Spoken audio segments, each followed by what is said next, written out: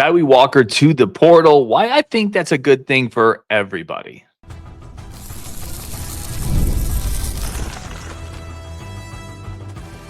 You are Locked On Badgers, your daily podcast on the Wisconsin Badgers. Part of the Locked On Podcast Network, your team every day. What is going on, Badger fam? Welcome to Locked On Badgers, your team every single day.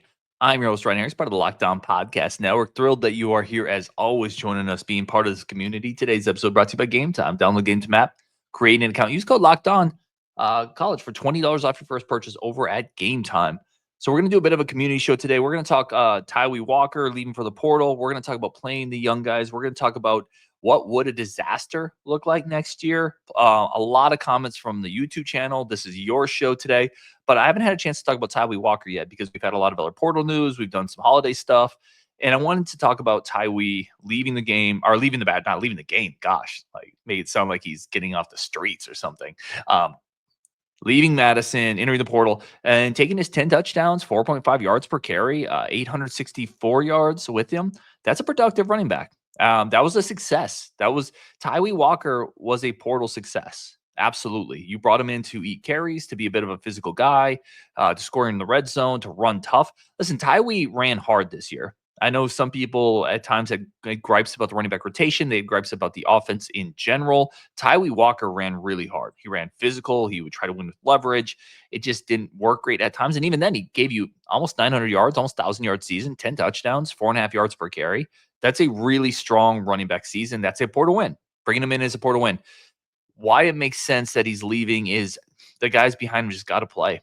And as a Badger fan, that should make you feel good that this team is comfortable enough with him moving on, with not adding another running back this cycle, that they think that those guys are ready. I think Darian Dupree, Dylan Jones, I've been behind Dylan Jones since they got him. I really think keeping him this offseason was a huge retention win. There's recruiting wins, there's portal wins, and then there's retention wins. You don't keep them all, as Badger fans have learned, like losing a Xavier Lucas, although that one's still up in the air a little bit. But, you don't keep them all. Losing Anelu Lafele, that was a loss. Losing a Will Pauling, that's a loss. That's a loss that I don't think enough people are talking about, by the way, the Will Pauling one. I'm going to be doing a show coming up on that one. But, yeah, losing Tawee is losing a talented player. But you got at running back, you're not going to be able to keep the younger guys again unless they start playing more. Darian Dupree, Dylan Jones have to play a lot this year. I think they're talented enough to play it a lot as well. It's not a charity thing. It's like, oh, give them reps so they're going to leave. No, it's give them reps because they're good enough to play. It's as simple as that.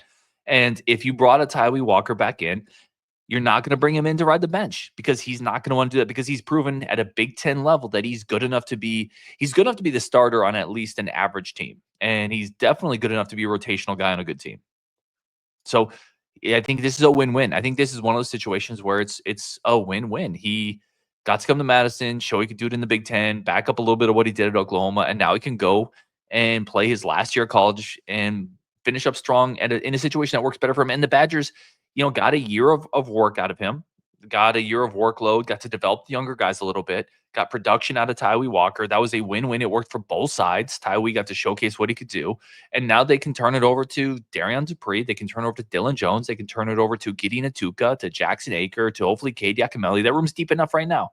That's assuming nobody else leaves. That's plenty deep enough. You're 4 deep. And you can play Jackson Aker a lot. You're 5 deep. That's good. Now, next year, they have to go back into the high school ranks. They got to get a couple guys. I wish they would have gotten a guy this year, but this makes sense. This is win-win. You got to play the younger running backs. You got to play the younger talent. That's a theme going back to last year at other spots. You have to play the young talent. We're going to get into some of that coming up because there's a comment I want to hit with that. But I think it's win-win. I appreciate Tawee Walker for running hard. For what he did at Madison. I think he's going to find a place that works better for him. And I think the Badgers are comfortable with him leaving because they believe in what they have in the stable. So, yeah, I hadn't had a chance to talk about it. I don't think he was a portal miss. I don't blame him for moving on. And I don't blame the Badgers for kind of being okay with him moving on, despite him being a really good player. He's a good player. And you can always use more good players, but it's hard. There's opportunity cost at having too many veterans in a spot, and we've learned that. Okay, let's get some of your comments here. Again, this is the comment show from the YouTube channel. Will Carter Smith be any different than Mabry Medtoyer? That's from _Bronson. Man, That is a loaded question. Will Carter Smith be any different than maybe Mentoyer? I'm assuming Bronson's not talking about skill set or like the way they play, but will he just leave in a year? Are you going to get excited for another prep quarterback and then in a year he's just going to bounce if he doesn't play? And the answer is Bronson, man. I don't know. I don't know. I hope so. But you don't know in today's portal era. You don't know because players can leave so easily. Now, I've said it a billion times. I'm not going to beat it to death on this show. Legislation is going to come. They're going to add contracts in. Until that happens, I'm going to tell you potentially no quarterback's going to be different than Mabry Mentor because potentially everybody can leave in a year if they're not happy. I will say this: Carter Smith is a better fit for Grimes' offense than Mabry Mentor. So there's going to be alignment with the OC. This he plays that type of offense that Grimes wants to play. He, at least per him and his dad, they're comfortable in an offense that's going to run the ball a lot. He's going to be good with RPOs. He has that type of athleticism. So I think he fits better going forward than Mabry would have. And Mabry was tied to Longo. Longo had left. So in that sense, I think you could point to things and say, no, he's not going to be Mabry Mentor because he's going to have his offensive coordinator here.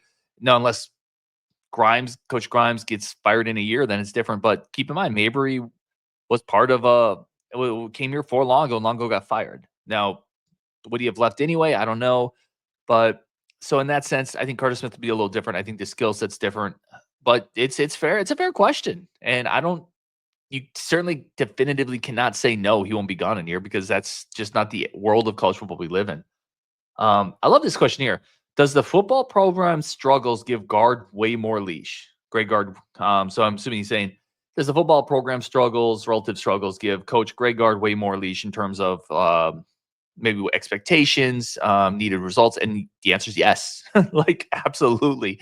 Whether people want to hear that or not, it's absolutely yes. Because imagine a scenario in a different multiverse where Luke Fickell is just crushing it. First year, they take advantage of the weak schedule. They do it. Indiana did. They took advantage of a weak schedule, and they go 10-2. This year, they go 9-3 against that really hard schedule. They're on the precipice of the playoffs. They got a bunch of momentum. And if you're in that coaching athletic director chair, you're probably looking at, man, I look at the ceiling at this athletic program. I absolutely nailed that hire. Greg Gard has got to raise the ceiling. Well, now with the football program and all these issues, you look over at basketball, and basketball just feels steady Eddie, right? Basketball just feels like a program that, whether you get frustrated at times with it or not, and whether you certainly want a deeper run in March, they were a 5 seed last year. It's a clean program. Gard coaches the right way. They won 20-plus games. He's made the tournament every year but one. Man, like, you're not touching that thing. Are you kidding me?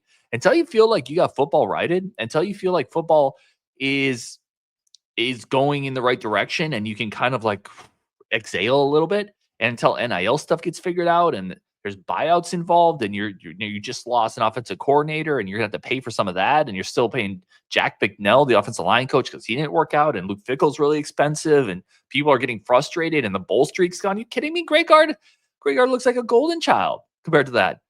And I like Fickell too. Like, I'm not off Fickell by any stretch, but yeah, like, I think absolutely. I think it's a good question. The football program struggles do give Greg Gard more leash. I don't think there's any doubt to that. All right. Coming up next, we're going to talk a little bit about belief, the players' belief in Luke Fickell, and what might next year look like. All your comments coming up next on Locked On Badgers. First, we're going to take a quick break for friends of the show over at FanDuel. I apologize. Over at FanDuel. FanDuel is the number one spot for all your sports betting needs. You know them. I talk about them a lot. Official sportsbook of the NFL. Come on. Official sportsbook of Locked On Podcast Network. If you got those two, like, if that's like having Val Kilmer and Tom Cruise in the backseat of the cab. Like, you got two A-listers back there. Like, you got it. You're golden. That's what FanDuel's done. They've convinced some of the biggest players in the market to join forces with them because they know what they're doing, because they're an industry standard, because they are, a bedrock to this sports gambling industry. That's FanDuel.com. Everyone knows the logo, the name, the moniker. It's golden. Go over to FanDuel.com right now. New customers, $5 bet gets you $150 in bonus bets guaranteed. New customers, $5 bet gets you $150 in bonus bets guaranteed over at FanDuel.com. Never waste a hunch. Make every moment more with FanDuel, the official sportsbook of the Locked On Podcast Network and the NFL. Fast, simple, easy to use over at FanDuel.com. Okay. Let's jump back into your comments again, kind of your show here, man. And really do appreciate, as always, I read every YouTube comment. I like to get a lot of them on the show, so I really do appreciate getting them as always. Even the ones that are kind of mean-spirited sometimes. Those are fun too. Let's get a couple more ups here. This is from Ranjo. He said, "Do any of Fickle's players believe in him? I'm beginning to doubt it." So a lot of players do, and I see this a lot, and I don't blame Rango for asking the question at all because you see all these players leaving. Now, keep in mind, several of these players are Paul Chris guys, right? Not all of them are Luke Fickell guys, but a lot of guys are Luke Fickell guys.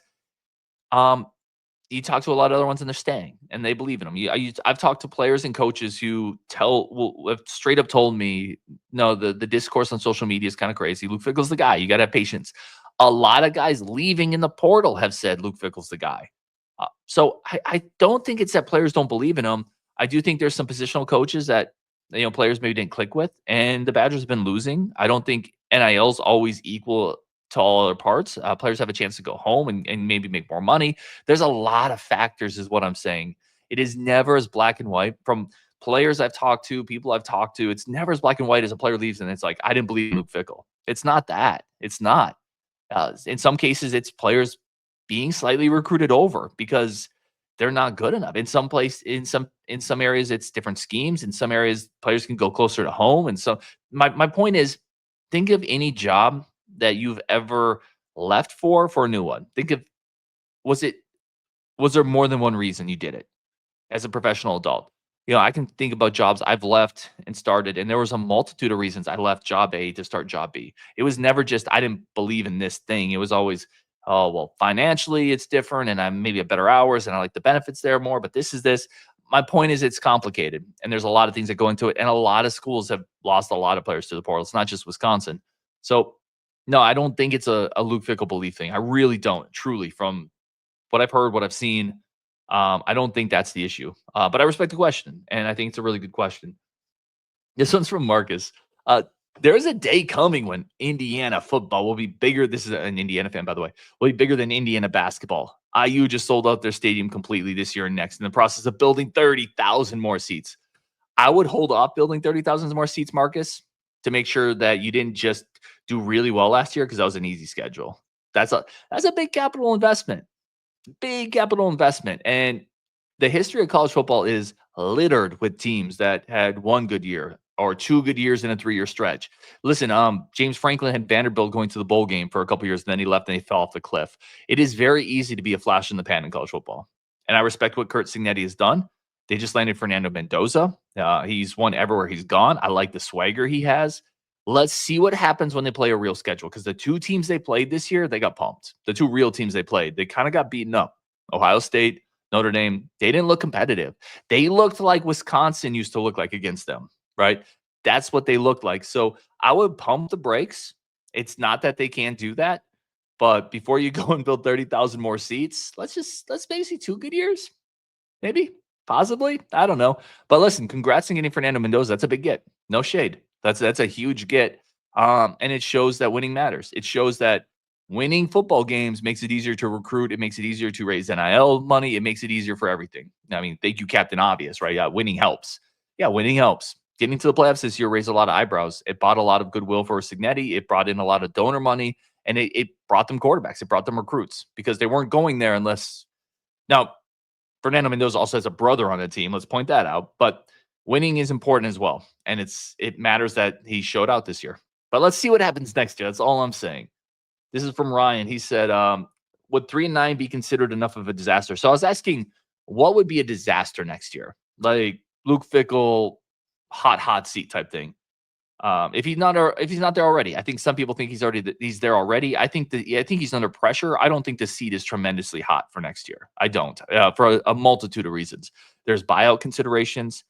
It's very expensive to move on from high profile coaches early in a coaching contract. I also think if you hire a coach, you have to give them, you can't have 2 years and say, oh, you're on the hot seat now. And not if your 2 years are hovering around 500 in a real conference. You can't do that. You have to let coaches come in, build their team. Otherwise, you're going to cycle coaches, and that's the absolute worst thing you can do as a college football program because you'll never get out of that cycle.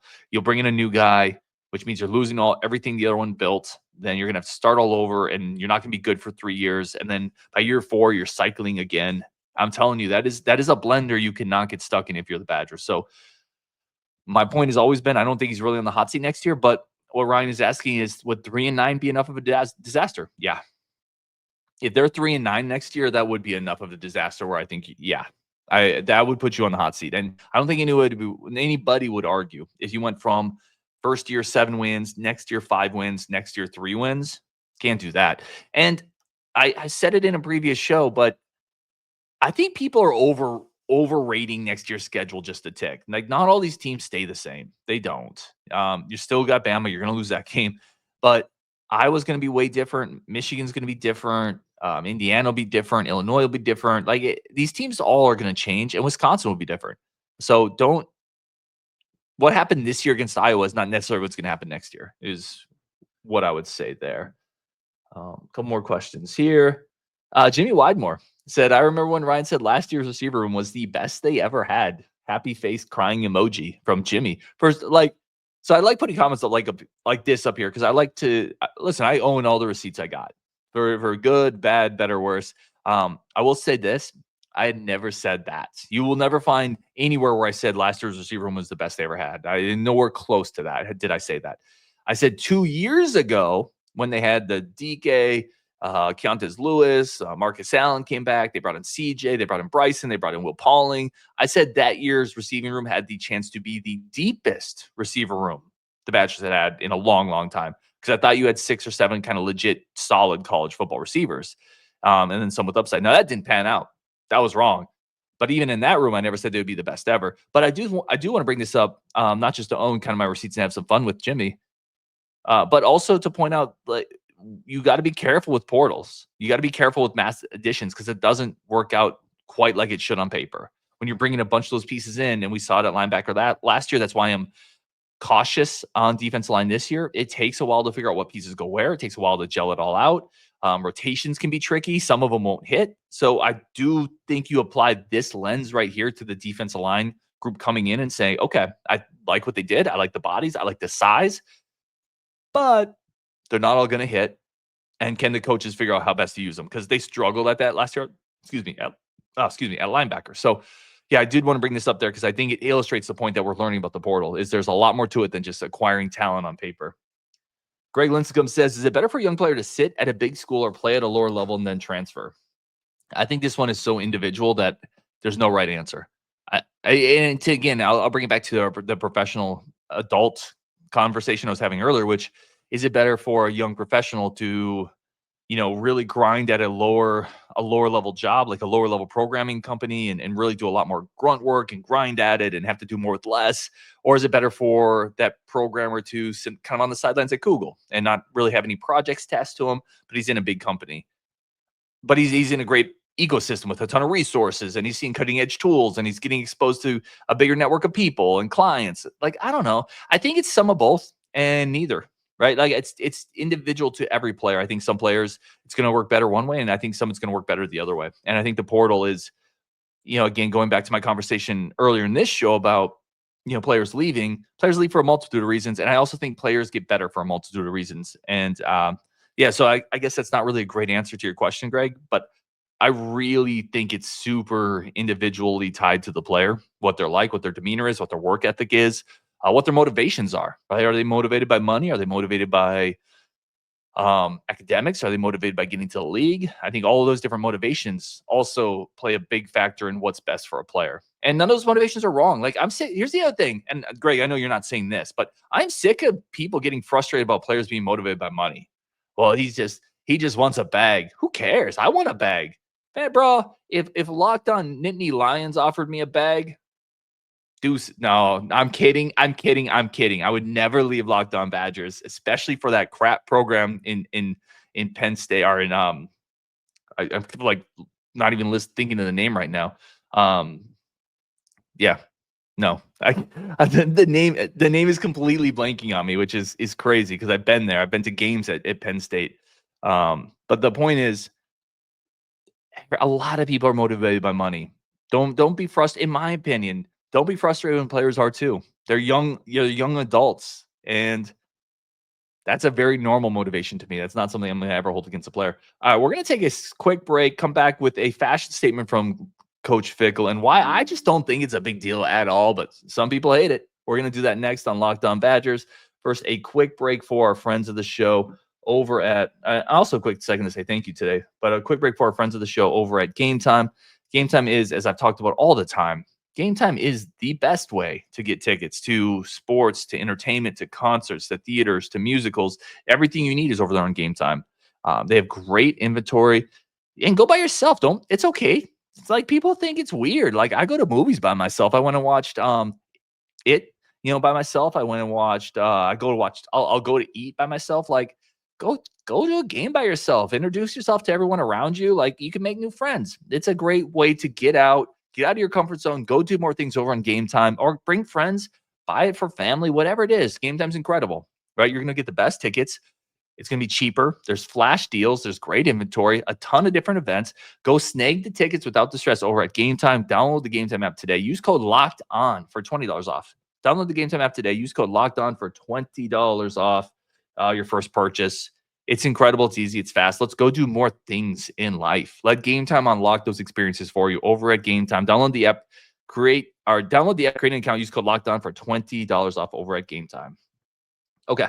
Let's finish up this show. This community shows. I love these shows. I just love getting the comments on because you guys are always bringing up stuff that I don't talk about or I don't think about.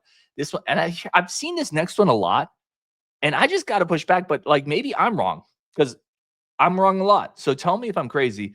And I'm not picking on Todd's Great Outdoors here because I've seen this comment on the Discord. I've seen it in Twitter. Todd says, get rid of the team vest. That's what Luke Fickell wears. It has TEAM on it. This isn't fifth grade football. Embarrassing. I can get the sentiment. I can see how it looks a little PJ Fleckian, right? With the row the boat stuff and all the hoopla. I'd say this: if you're winning, it doesn't matter, and if you're losing, it matters. It's one of those things where I like being able to coach a little bit in places. I've talked to coaches. I've been in some other locker rooms, like the Spurs. I think have a quote about like in their locker room about the stone cutters. I know people. There's a lot of coaches that do quotes or phrases, or they do things other people would find corny. When you're winning, nobody cares. If they were winning, I think there's a lot of people that would be like, team, build the culture. I don't hate that vest at all. And if we're losing, it becomes a big deal. My bigger point is just win and nobody will care is where I'm at. So the team vest, man, that stuff, it doesn't bother me at all, but I get that it can feel that way to other people. That's a fair point. Daniel P, need to recruit better regionally until contracts come out. This is the only way to retain players. The problem is, I don't know if you can get everything you need regionally.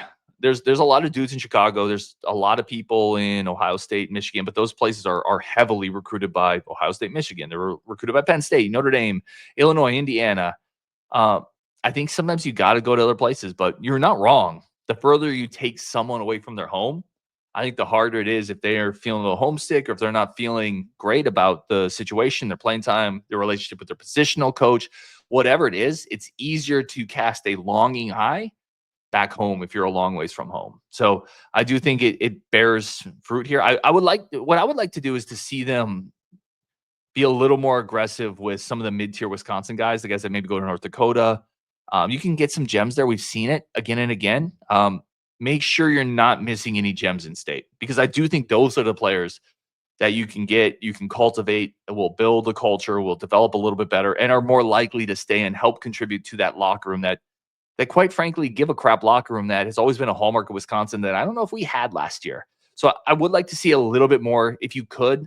There are some players, and we're seeing them. Matt Young coming back to Wisconsin. There's players that Wisconsin is like, get out of the state, that I think you need to try to keep in state. So I think in-state recruiting could be a little bit better, but outside of that, I don't know if regionally is the answer. Just because there's a lot of competition for those guys, and you can lose them easily too. Couple more questions here. Forrest Aguirre says, we need an anti-recruiting cannon for when we lose good players to the portal, like a portal womp womp. Womp womp womp womp womp. He also says, sad to see Mabry go, but I get it. Yep, I agree. Bucky63, I like this comment. Watching the playoff games this weekend, all 8 teams are playing freshmen. Why not Wisconsin? We need to give deserving freshmen a chance. We play so few freshmen. I agree. Like now, it's not like they played no freshmen. Let's be fair. Dylan Johnson played. Darion Dupree played a big role. Dylan Jones got a few reps. Kyan Barry Johnson got a couple reps in moments. Trying to think who else here. Heiberger didn't play. Yeah, I said that a couple times. Lafayette didn't play. I said that a couple times. But Xavier Lucas played. Like, so Kevin Haywood got reps. So they did play the freshmen, some of them. I agree with you. It felt like they were too gun shy to go all in on some of them. I like to think that as the staff maybe that's a lesson they learned from last year, is that we got to play some of the younger guys if they can give us some juice. So I agree with you there. I really do. Coach M talking about Max Klesmit says, here's a comment here. Sorry. Klesmit is not a concern for me. He's shooting with a strong leg lift off the floor. The ball is not floating off his fingers. Instead, it is flying off his fingers. So in other words, more power into his shots than he needs to. He's hoping his shots will drill through the nets. The more he relaxes his shot release and let the ball spin off his fingers, the more consistent his shot will be. That's from Coach M, who clearly knows hoops. I'd say this, like the problem with this, and I could see that, right? It mechanically something, maybe he's just a little quick with the shot, a little more power in his legs right now than he needs. But the more he gets into this slump, the harder it is for him to relax his shot, because he's going to, hopefully not, but there's a chance he starts feeling it more and more, and then he starts overthinking it even more. So, like, I hope you're right in terms of Klesmit is not a concern. We are at a point in the season where, like, about a third of the season's gone. Like, and he's shooting pretty poorly. He's got to figure it out. But I to your point, I hope he does. I'm going to finish on this one because I really like this comment from Dimitri. I fully agree with this.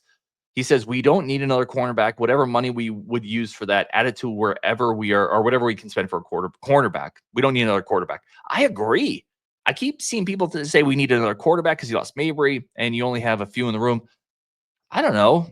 You have two guys that have experience, right? How many teams have more than two guys with starting experience in their room? How many quarterbacks deep do you need to go this year? Like, you're going to have Billy Edwards, and then you're going to have Daniel O'Neal. That's two starting level quarterbacks. And Daniel O'Neal started at San Diego State. Billy Edwards started at Maryland. Behind them, you do have Carter Smith, who's going to be enrolling early and has physical tools. You still have Milo Spasovic. That's four. Do you need a fifth? I don't know. I kind of agree with this one. Like, if you can find one that's totally cool with coming in, that has experience, is cool, not competing for the starting spot, and will also not be the number two, and bring something different to the room, sure, get him. Who's going to check all those boxes that's out there in the portal? Who's going to be like, cool, I'll come in. You already have Daniel O'Neal's the backup. Billy Edwards will be the starter. You had the dynamic young freshman, so I can't be the future. But I really like cold weather. Like, what's the selling point there? Who are you going to get? I'm telling you right now, Milo Spasovic is fine as your fourth quarterback. If it gets to that point, you're not going to win any games anyway. If you lose your two starting quarterbacks, your season's effed anyway. So I agree. I don't see the need to kick the tires on another quarterback. I don't know how you would sell any quarterback on this role. Like, he's not going to be the present, the future, or the short term. But besides that, like, Madison's gorgeous. Like, I guess that's the selling point. Maybe a guy just wants to come up to Madison and have cheese curds.